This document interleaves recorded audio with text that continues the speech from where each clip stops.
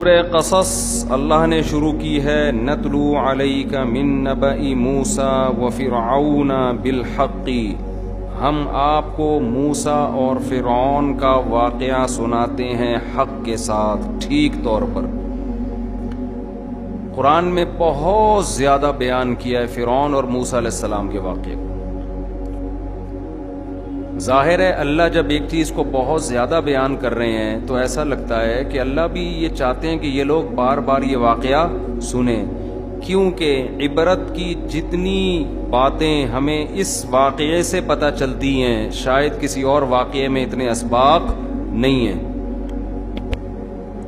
کس طرح سے اللہ مہلت دیتا ہے نافرمانوں کو، کیسے اللہ خفیہ تدبیریں کرتا ہے ظالموں کے خلاف، ظالموں کو خود بھی پتہ نہیں ہوتا۔ آج دور ہے اسباب کا، مادہ پرستی کا، ہر چیز کا سائنٹیفک ثبوت چاہیے، کیلکولیشن، کیلکولیٹر، کیلکولیٹ کرتے ہیں نا ہر چیز کو، یہ ہوگا تو پھر کل یہ ہوگا، پھر پرسوں پھر یہ ہوگا۔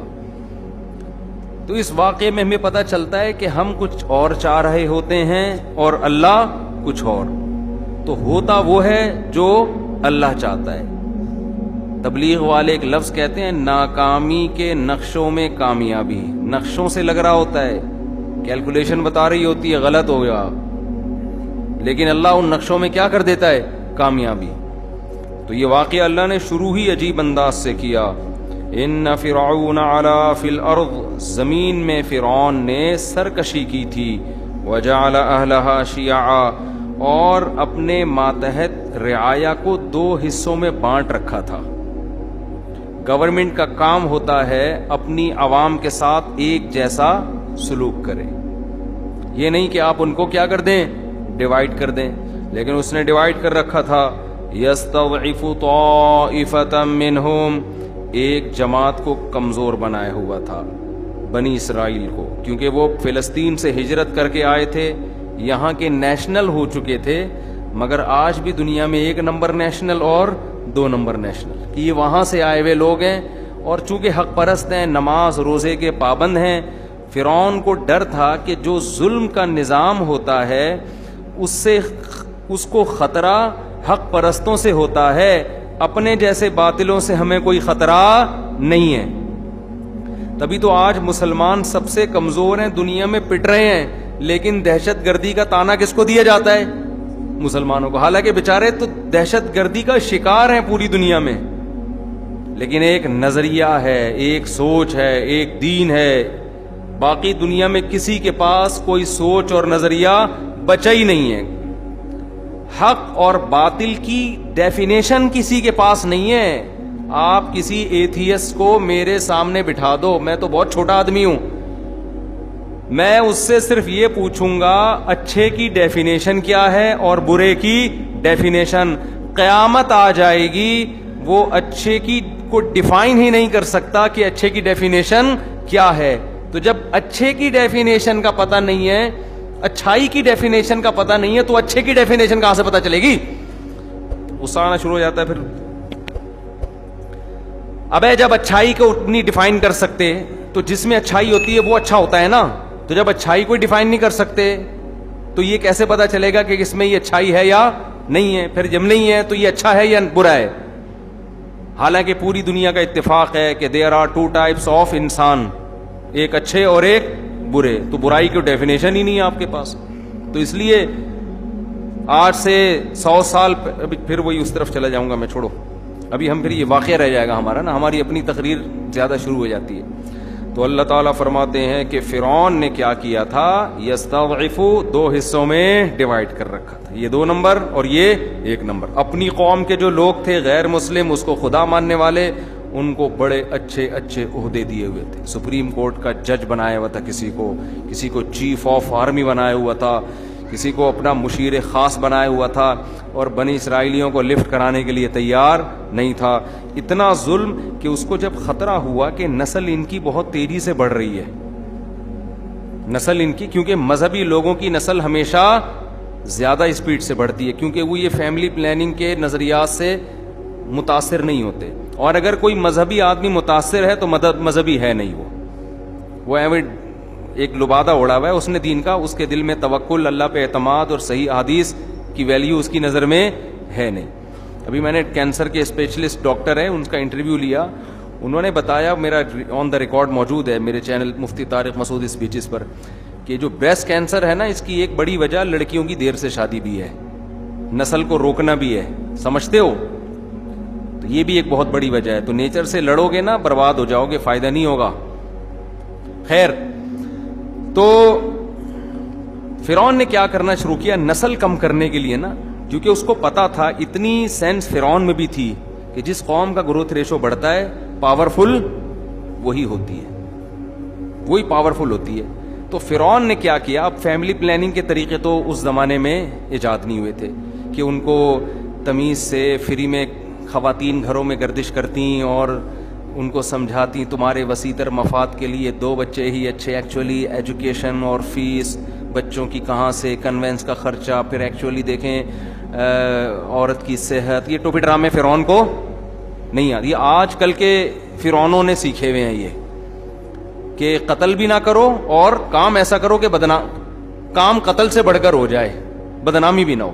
تو فرعون تو سیدھا سیدھا اس نے کیا کیا, بھائی پیدا ہونے سے تو روک نہیں سکتے ہم, یہ ٹائم پہ شادیاں بھی کرتے ہیں. ان کے مذہب میں شادیاں بھی زیادہ تھیں, بنی اسرائیل میں 4 سے زیادہ شادیاں الاؤ تھی حضرت موسیٰ کے مذہب میں. تو انہوں نے کہا بھائی یہ تو اب حل یہی ہے کہ جو لڑکے پیدا ہو رہے ہیں ان کو ذبح کر دو, لڑکیوں کو زندہ چھوڑ دو, لڑکوں کو قتل کر دو. کیونکہ نسل جو مضبوط ہوتی ہے وہ کس سے ہوتی ہے, لڑکوں سے. مرد زیادہ ہوں گے تو نسل مضبوط ہوگی. اور کسی نے اس کو بتا بھی, کوئی نجومی وجومی نے ٹوپی ڈرامہ نہیں کیا تھا, خوب سمجھ لو. لوگ کہتے ہیں نجومی نے فرعون کو بتایا تھا تیری نسل میں ایک بچہ پیدا ہوگا جو تیری حکومت کا خاتمہ کرے گا. نجومیوں کو کخ بھی نہیں پتا ہوتا. کسی نجومی نے بتایا ہوتا نا, فرعون رکھ کے ایک تھپڑ لگاتا, اس کو بولتا اپنا کام کر جا کے. اتنی سینس فرعون میں بھی تھی کہ ان نجومیوں کو, جن کے پاس پہننے کی چپل نہیں اور کپڑے نہیں ہوتے, وہ تمہیں کیا بتائیں گے کل کا. تو یا تو فرعون کو خواب آیا تھا یا اس کو ویسے ہی خطرہ تھا کہ مجھے خطرہ کس قوم سے ہے. عین ممکن ہے اس سے اندازہ لگایا ہو کہ ہمیشہ لیڈر اس قوم میں پیدا ہوئے ہیں. یوسف علیہ السلام مصر میں کہاں تھے, بنی اسرائیل میں سے تھے نا, تو لیڈر ہمیشہ اس قوم میں. تو مجھے خطرہ اسی قوم میں کوئی لیڈر پیدا نہ ہو جائے, کیونکہ بعض قومیں اچھی ہوتی ہیں لیڈر سے محروم. لیڈر اگر قوم کے پاس نہیں ہے تو کتنی اچھی قوم ہو, بھیڑ بکریوں کی طرح اس کی حیثیت ہوتی ہے جیسی ہم لوگوں کی حیثیت ہے. سمجھتے ہو؟ لیڈر خاندانی مل جائے تو قوم بھی خاندانی بن جاتی ہے پھر. لیکن خاندانی لیڈر کی سلیکشن کے لیے پہلے سے تھوڑا بہت خاندانی ہونا ضروری ہے. اب دیکھیں کیا ہوتا ہے, اللہ خیر کرے. تو ہمارے ایک استاذ تھے, وہ اپنا واقعہ سناتے تھے کہ ایک شاگرد اپنے استاذ کے پاس آیا, کہنے لگا اگر آپ میرے استاذ نہ ہوتے نا میں آپ کو اتنی گالیاں دیتا, لیکن آپ چونکہ میرے استاذ ہیں اس لیے میں احترام کر رہا ہوں. تو انہوں نے کہا تو نے میرا بیڑا تو غرق کر ہی دیا ہے. تو زیادہ میں ڈیٹیل میں نہیں جانا چاہتا.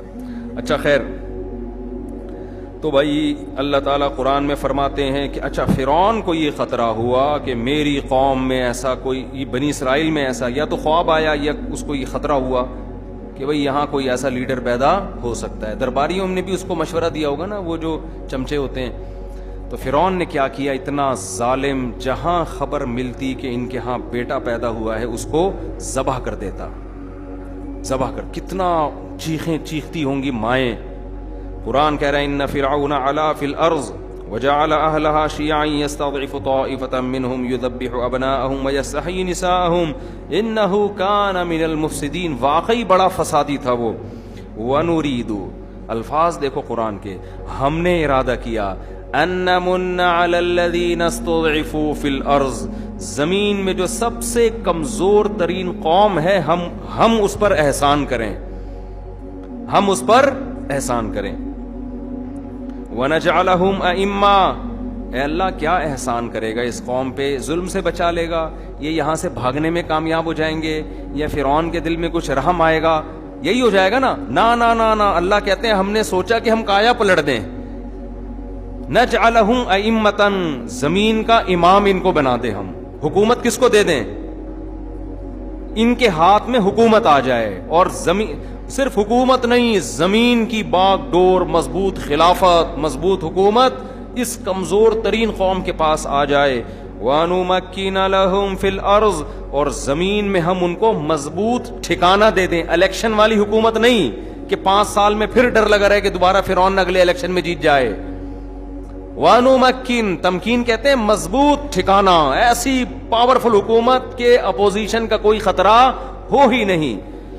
وَنُمَكِّنَ لَهُمْ فِي الْأَرْضِ وَنُرِيَ فِرْعَوْنَ وَهَامَانَ وَجُنُودَهُمَا, اور ہم نے ارادہ کیا کہ ہم فرعون اور حامان جو اس کا سب سے بڑا چمچا وزیر تھا, وہ اور ان کا جو لشکر تھا, ان کی جو فوج تھی جو ظالم تھی, ہم ان کو دکھا دیں ما کانوا یحذرون, جس چیز سے وہ ڈر رہے تھے کہ ایسا نہ ہو جائے گا. تو ہم نے کہا ہم ایسا کر کے دکھائیں گے. کیسے اللہ نے انتظام کیا؟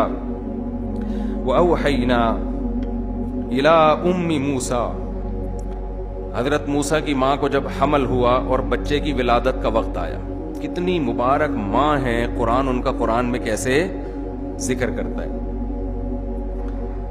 موسیٰ کی وجہ سے ان کی ماں کی بھی عظمت بڑھ گئی. عورت کی عزت میں اس کی اولاد, اس کے شوہر, اس کے باپ کا بہت بڑا دخل ہے. اور آج میرا جسم میری ورزی والوں نے عورت کو مرد سے کیا کر دیا ہے, رشتے سے آزاد. کوئی رشتہ ہی نہیں رہا اس کا مرد کا, بس آزاد زندگی گزارو. وَأَوْحَيْنَا إِلَىٰ أُمِّ مُوسَىٰ, ہم نے موسیٰ کی ماں کو وحی کی, ان ارضعیہ, کہ اسے دودھ پلاتی رہے. حضرت موسیٰ کی ماں پیغمبر نہیں تھیں, ولی اللہ تھیں. اس سے پتہ چلتا ہے کہ پیغمبر کے علاوہ بھی کسی پر الہام ہو سکتا ہے, لیکن وہ الہام شرعی حجت نہیں ہوتا, اس سے کوئی مسئلہ ثابت نہیں ہو سکتا. فَإِذَا خِفْتِ عَلَيْهِ, اے موسیٰ کی ماں, جب تجھے موسیٰ پر خطرہ ہو کہ فرعونی آئیں گے اور اس کو ذبح کر دیں گے, فَأَلْقِيهِ فِي الْيَمِّ, تو اس کو دریا کی موجوں کے حوالے کر دینا. وَلَا تَخَافِي وَلَا تَحْزَنِي, خوف نہ کرنا, غم نہ کرنا. إِنَّا رَادُّوهُ إِلَيْكِ, یہ جو قرآن کے الفاظ ہیں نا, یہ اردو میں ترجمہ ہو ہی نہیں سکتا ان کا. یہ جو بلاغت ہے نا قرآن کی, یہ بیان نہیں کی جا سکتی. اِنَّا رَادُّوهُ إِلَيْكِ, ہم اسے تیری طرف لوٹا کر چھوڑیں گے. ڈالے گی کہاں؟ دریا میں, لیکن ہم اسے تیری طرف لوٹا کر چھوڑیں گے. وَجَاعِلُوهُ مِنَ الْمُرْسَلِينَ, اور صرف ایسا نہیں ہے کہ اس کو زندہ بچا کے تیری گود میں پہنچائیں گے, بلکہ ہم اسے پیغمبروں کی جماعت میں شامل کریں گے. تو قرآن کہتا ہے فَالْتَقَطَهُ آلُ فِرْعَوْنَ, اللہ کی قدرت, صندوق میں بند کر کے بچے کو دریا کی موجوں کے حوالے کیا, اور جس سے بچانا چاہتے تھے وہ صندوق اسی کے محل میں پہنچ گیا. وقالت امرأۃ فرعون, جب وہ صندوق کھولا گیا, لایا گیا فرعون کے محل میں کہ بھئی ایک صندوق سے بچہ ملا ہے, نے بھی دیکھا, اس کی بیوی نے بھی دیکھا, دربانیوں نے بھی دیکھا. اب ان کو نہیں پتا تھا, اگر پہلے پتا چل جاتا بنی اسرائیل کا ہے تو مار دیتے, شہید کر دیتے. قالت امرأۃ فرعون, فرعون کی بیوی نے کہا قرۃ عین لی ولک, یہ میری اور تیری آنکھوں کی ٹھنڈک ہے. لا تقتلوہ, اسے قتل مت کرو. عسیٰ ان ینفعنا, ہو سکتا ہے ہمارے کام آ جائیے. او نتخذہ ولدا, یا ہم اس کو بیٹا بنا لیں. کہا جاتا ہے فرعون کی اولاد نہیں تھی, واللہ عالم, ہم اس کو بیٹا بھی بنا سکتے ہیں. ادھر موسیٰ علیہ السلام کی ماں کو جب پتا چلا کہ نکلا کہاں ہے یہ بچہ, فرعون کے محل میں, تو قرآن کہتا ہے اصبح فؤاد امی موسیٰ فارغا, موسیٰ کی ماں کا دل صبر سے خالی. مسئلہ یہ تھا اگر وہ جا کے بتا دیتی میرا بیٹا ہے تو لازمی قتل ہونا تھا, وہ سمجھ جاتے تو بنی اسرائیل کی ہیں, لیکن ماں نہیں کیسے بتائے, ان کو تو ویسے ہی کہ بھی میرے دشمن کی گود میں کیوں پل رہی ہے. تو قرآن کہتا ہے ان کادت لتبدی بھی, قریب تھا کہ موسیٰ کی ماں جا کے بتا دیتی میرا بیٹا ہے میرے حوالے کرو. مائیں عورتیں جذبات میں ایسا کام کر لیتی ہیں نا جس سے ان کو فائدے کے بجائے نقصان. جیسے آج کل عدالتی کھلے لے لے کے نا گھر بیٹھ جاتی ہیں, بعد میں جب پتا چلتا ہے نا وہ پرانا والا گیا اور نیا والا مارکیٹ میں کوئی اویلیبل مناسب ریٹ پہ نہیں ہے, پھر پرانے والے سے رابطہ کر رہی ہوتی ہیں اور اس کے دل میں اتنی نفرت بیٹھ چکی ہوتی ہے، اتنی بیٹھ چکی ہوتی ہے، وہ اگر رکھتا بھی ہے تو وہ عزت نہیں دیتا کہ ایک دفعہ بھاگ چکی ہے گھر سے. یہ مسلم لیگ میں سابق دور حکومت میں کسی خاتون نے آواز اٹھائی تھی اس خلا کے کیس کے خلاف کہ اس سے عورتیں برباد ہو رہی ہیں، مردوں کے بجائے عورتوں کو نقصان زیادہ ہو رہا ہے، کیونکہ عورت کی طبیعت میں جلد بازی میں شوہر نے کہیں غصے میں تھپڑ لگا دیا، فوراً جا کے خلا کی ڈگری لے لی، پھر بعد میں خیال آیا یہ ہوا کیا ہے میرے ساتھ.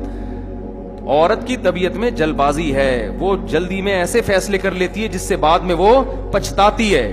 بہت عورتیں اپنا نقصان کر چکی ہیں یہ عدالتی خلوں سے. لیکن مسلم لیگ کی خاتون نے آواز اٹھائی تھی 8-10 سال پرانی بات، اس آواز کو دبا دیا گیا. تو ایسا ہوتا ہے مارکیٹ میں. اچھی باتوں کو ہماری اسمبلیوں میں الحمدللہ کبھی بھی، اور اس سے بڑے بے وقوف ہم لوگ ہیں. ابھی پھر مجھے غصہ دلاؤ گے تم لوگ. اچھا خیر، تو بھائی قرآن کیا کہتا ہے؟ قریب تھا کہ وہ بتا دیتی کہ میرا بیٹا ہے، لیکن قرآن کہتا ہے لولا ربطنا علی قلبہا، ہم نے ان کے دل کو مضبوطی سے باندھ دیا. کچھ آپ اللہ کے لیے کرو، کچھ اللہ بھی آپ کو صبر کی توفیق دیتا ہے. اللہ کہتے ہیں ہم نے مضبوطی سے ان کے دل کو کیا کر دیا؟ گویا رسی سے باندھ دیا کہ بے قابو نہ ہونا. قرآن کہتا ہے وقالت لاختہ، جب حضرت موسیٰ کی ماں نے بچے کو صندوق میں ڈالا تو حضرت موسیٰ کی بہن سے کہا قصیہ، اس صندوق کے پیچھے پیچھے چل. اللہ کے کہنے پہ میں ڈال تو رہی ہوں لیکن پتہ نہیں بچہ جائے کہاں، پیچھے پیچھے چل. فبصرت بہ عن جنب وہم لا یشعرون، موسیٰ کی بہن چپکے اس صندوقچے کو دیکھتی رہیں، فرعونیوں کو پتا نہیں چلا. اس لیے کہ اگر فرعونیوں کو پتا چل جاتا نا کہ یہ بچی دیکھ رہی ہے تو وہ کہتے بھئی اس کا کیا لگتا ہے جو اتنے دور سے اس کے ساتھ چل کے آ رہی ہے. تو وہ سمجھ جاتے یہ اس کی رشتہ دار ہے، بہن ہے، اور بچہ پتا چل جاتا کہ کس کا بیٹا ہے یہ. تو قرآن کہہ رہا ہے لاشعوری طور پر نا اس نے بس یہ دیکھ رہی ہے جا کہاں رہا ہے. وَحَرَّمْنَا عَلَيْهِ الْمَرَاضِعَ مِن قَبْلُ، بچے کو سب سے پہلے دودھ چاہیے ہوتا ہے.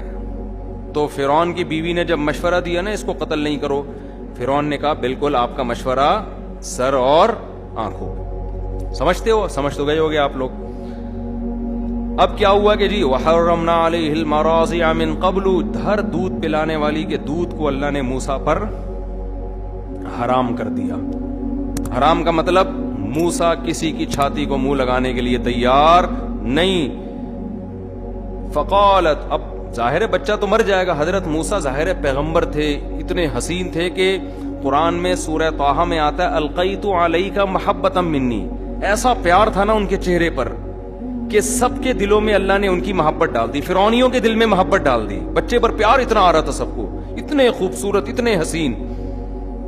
تو اب وہ سب چاہ رہے تھے کہ اس بچے کی جان محفوظ ہو جائے. اب پریشان ہے بھائی، بچہ کسی کا دودھ نہیں پیتا.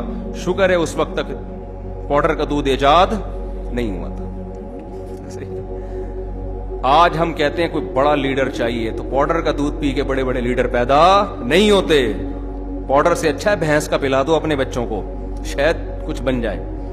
خیر، میں کمپنی کا نام لینے لگا تھا لیکن پھر میں نے کہا کمپنی والے کیس کر دیں گے میرے خلاف. وَحَرَّمْنَا عَلَيْهِ الْمَرَاضِعَ مِن قَبْلُ فَقَالَتْ هَلْ أَدُلُّكُمْ. اب وہ بہن موسیٰ علیہ السلام کی چلی گئی دربار میں، کہنے لگی بھائی وہ ایک خاتون ہے، میرا خیال ہے کہ میں بھی جب یہ وہ گود میں لیں گی تو اس خاتون کے بارے میں رپورٹ یہ ہے کہ ہر بچہ ان کا دودھ پی لیتا ہے. ایسے کچھ گول مول کر کے نا تاکہ یہ پتہ نہ چل جائے کہ وہ ان کی ماں ہے اور میں ان کی بہن ہوں. اس بچی کا بھی کیسا کانفیڈنس تھا، کتنے احتیاط سے اس نے جا کے فرعونیوں کو ایسا بتایا کہ پتہ نہ چلے کہ میرا اس سے کوئی ریلیشن ہے. قرآن کہتا ہے عَلَىٰ أَهْلِ بَيْتٍ يَكْفُلُونَهُ لَكُمْ، میں تمہیں ایسے گھر کا پتہ بتاؤں جو اس کی کفالت کر لیں گے بچے کی اچھے سے. وہ ایک خاتون ہے، وہ بچوں کو اچھا سا پال بھی لیتی ہیں اور امید ہے یہ بچہ ان کا دودھ پی بھی لے گا. قرآن کہتا ہے وہ لوگ خیر خواہی چاہ رہے تھے حضرت موسیٰ کی، بچے کی جان بچانا چاہتے تھے. فَرَدَدْنَاهُ إِلَىٰ أُمِّهِ، ہم نے اس طرح موسیٰ کو ان کی ماں کی گود میں پہنچا دیا. پہلے زمانے میں دستور تھا مالدار گھرانوں کی عورتیں بچے پیدا کر کے دائیوں کے حوالے کر دیتی تھی کہ بس پیار کروانے کے لیے دن میں 3-4 دفعہ زیارت کروا دیا کرو، باقی ساری ٹینشن کس نے اٹھانی ہے؟ تم نے، اور جب تھوڑا سا انگلی پکڑ کے چلنے کے قابل ہو جائے تو پھر ہمارے حوالے کر دینا. تو میں مالدار عورتوں سے کہتا ہوں جو بڑی ڈیسنٹ قسم کی لائف گزارنا چاہتی ہیں, بچے پیمپر ویمپر ان ٹینشن ہو, اور اس کی وجہ سے وہ نسل روک لیتی ہیں. تو روکنے سے بہتر ہے پیدا کر کے دائیوں کے حوالے کر دو. میاں سے بولو جہاں اتنا خرچہ کر رہے ہو وہاں ایک دائی رکھ لو, وہ پال پوس کے تھوڑا جب چلنے پھرنے کے قابل ہو جائے گا تو تمہارے حوالے کر دے گی. اس میں کوئی حرج نہیں ہے. نہ پیدا کرنے سے بہتر ہے کسی سے پلوا لو. ہمارے نبی صلی اللہ علیہ وسلم کی کو بھی تو حضرت دائی حلیمہ کے حوالے کیا گیا نا. تو پہلے زمانے میں یہ بہت ہوتا تھا کہ مالدار گھرانے کی عورتیں جو تھیں وہ کہتی تھیں بھائی ایکچولی ہمارے پاس ٹائم جو نا اسٹائل ان کا ٹائم نہیں ہے, ایکچولی وہ ابھی ایک اسائنمنٹ تیار کرنا ہے اور میٹنگ بھی ہے, ایک بزنس میٹنگ بھی ہے وغیرہ وغیرہ. میاں مکھنچو کہیں باہر بیٹھا ہوا ہے. خیر تو کوئی بات نہیں, آپ کسی اور سے پلوا لیں جہاں اتنا خرچہ ہو رہا ہے, لیکن روکنے سے بہتر ہے کہ کسی سے پلوا لیں. خیر تو مکھنچو کا لفظ نکال دینا بھائی, کہاں گیا وہ. تو قرآن کہتا ہے فرددناہ الی امہ کی تقر عینھا, ہم نے موسیٰ کو ان کی ماں کی گود میں پہنچا دیا تاکہ ان کی آنکھیں ٹھنڈی ہو جائیں. ولا تحزن, اور وہ غم نہ کرے. ولتعلم, اور موسیٰ کی ماں کو یقین آ جائے. ان وعد اللہ حق, کہ اللہ جو وعدہ کرتا ہے سچا کرتا ہے. اللہ نے کہا تھا اس کو صندوق کے حوالے کر دے, میں اسے تیری گود میں پہنچاؤں گا.